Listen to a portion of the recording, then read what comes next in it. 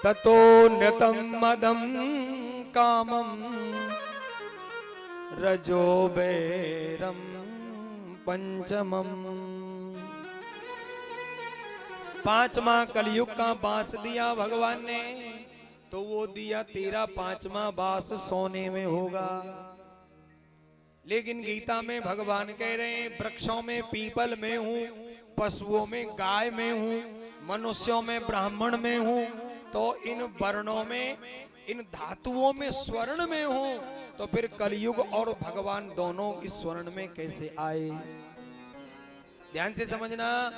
भगवान कह रहे हैं जो खून पसीना से कमा करके स्वर्ण घर में आता है उसमें तो मेरा वास होगा, और जो 2 नंबर के पैसा थे सोनो घर में आवेगो वहां में कलयुग को वास है बेगो। आजकल तो लोग 2 नंबर के पैसा थे बड़े राजी है में महाराज। काई को छोरा सेल टैक्स में लग जाए, काई को छोरा आरटी ऑफिस में लग जाए, रिश्ते वालों बिचौलियों कहेगो तन खाते का मतलब है ऊपर की आमदनी बहुत है। अरे वहां तो मांगने ना पड़े भैया, दुनिया ही दे जाए अपने आप। कितने ही छाप ले, गद्दी ऐसी बैठो महाराज, बाबू जो ठहरो, है कि नहीं? इसलिए ध्यान रखना, चाहे किसी भी विभाग का इंसान हो, भ्रष्ट पैसे से घर में जो भी धन वैभव बढ़ता है वो कुछ दिनों बाद ऐसे मिट जाता है जैसे बालू के पहाड़ पानी के बहने पर मिट जाते हैं। कलयुग को 4 जगह बांट करके आगे परीक्षित जी महाराज घर गाय के वरदान दिया, बछड़ा के 3 पाम ठीक किए, और घर में आते हैं सोने का चमचमाता मुकुट पहन लिया। आज तक परीक्षित के मन में विचार नहीं आया कि मुझे शिकार खेलनी है, लेकिन आज मन में आ गई कि शिकार खेलनी है। जंगल में गया। आज से प्राचीन समय में हमारे महात्माओं के आश्रम जंगलों में ही मिलते थे, जंगल में होते थे आश्रम। तो परीक्षित को प्यास लगी, समीक मुनि के आश्रम में गया, पानी मांगा, पानी नहीं दिया। ऋषि तो भजन में बैठे थे, लेकिन महात्मा को अपराध करने के लिए कलयुग बुद्धि पे बैठा हुआ था परीक्षित के, और मरा हुआ सर्प एक ला करके बाण की नोक से उठा करके बाबा के गले में पटक दिया और आ गया अपने दरबार में। जब मुकुट नीचे उतार के रखा तब जाकर के बुद्धि ठिकाने आई। इधर समीक मुनि का बेटा था श्रृंगी ऋषि, जो कौशिकी नदी में नहा रहे थे बच्चों के साथ, और नहाते नहाते किसी ने कह दिया कि तेरे पिता के गले में तो मरा हुआ सर्प पड़ा है। तुरंत कौशिकी नदी में से पानी ले लिया और जाकर के उस राजा को श्राप दे दिया। कोई भी हो वो उसी के लिए दे दिया। इत्युक्ता रोषतामाक्षो वयस्यान् ऋषि बालका कौशिक्याप उपसृज्यम् भाग्यवज्रम विसर्ज। मैं कौशिकी नदी के पानी को उठा करके श्राप दे रहा हूं। क्या? इति लंघित मर्यादम तक्षका सप्तमे हनि दंक्षयति स्वकुलंगारम चोदितो ते तत द्रुमम। तक्षक नाग डस लेगा।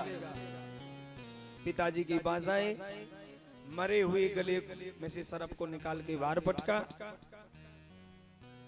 महात्मा को पता लगा, गौर नामक शिष्य बुलाया और जाकर के परीक्षित के पास समाचार भिजवाया, भैया तेरी मृत्यु 7 दिन में हो जानी है, जरा कोई मुक्ति का उपाय कर लेना, क्योंकि तेरी मुक्ति अब भगवान के संकीर्तन से होगी। तुझे 7 दिन का अवसर और दिया गया है सुधरने का।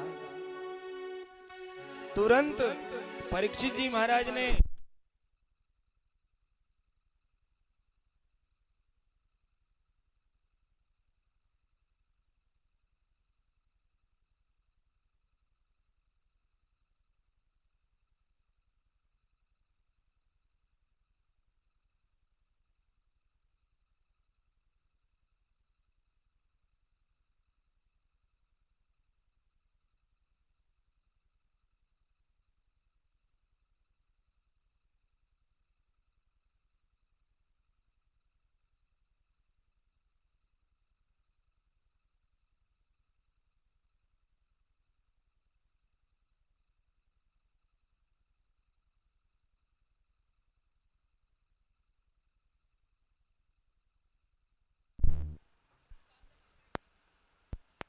बोलो वृंदावन बिहारी लाल की जय हो।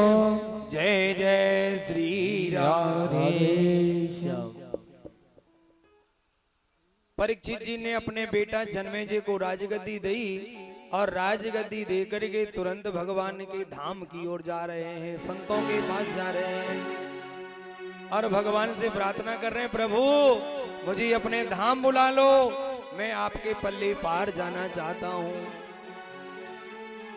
आइए सभी भाव श्रद्धा से परीक्षित के साथ हमारा आपका भी कल्याण हो, इसलिए भाव से गाना।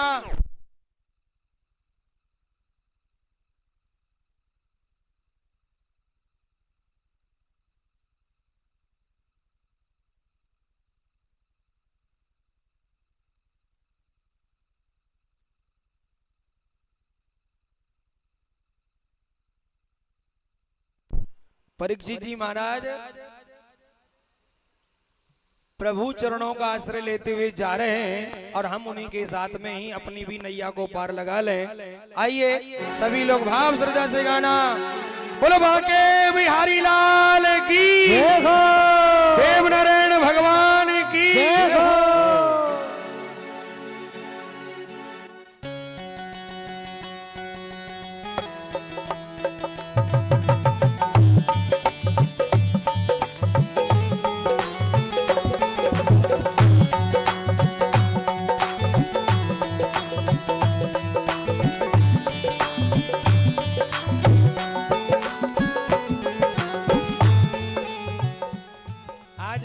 परीक्षित जी महाराज जा रहे हैं और मन में बड़ी खुशी है।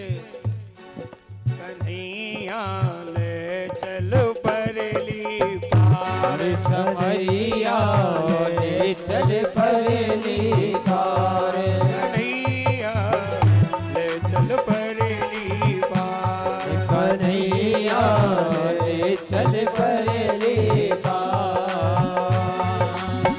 जहाँ विराजे श्यामा प्यारी, जहाँ विराजे श्यामा प्यारी, जहाँ विराजे राधा रानी, जहाँ विराजे राधा रानी, अलवेली सरकार कन्हैया संवरिया, देखो कन्हैया ले चल परली पार, कन्हैया ले चल परली पार।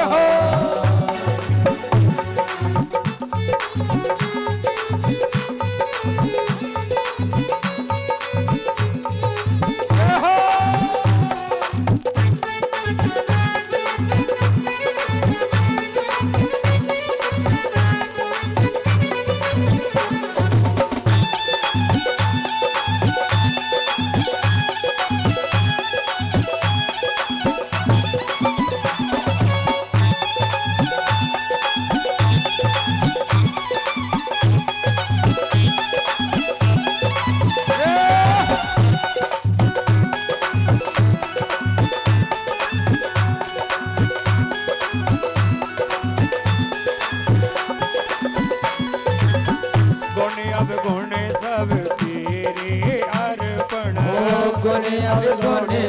तेरे अर्पण, पाप पुण्य सब तेरे अर्पण, पाप पुण्य सब तेरे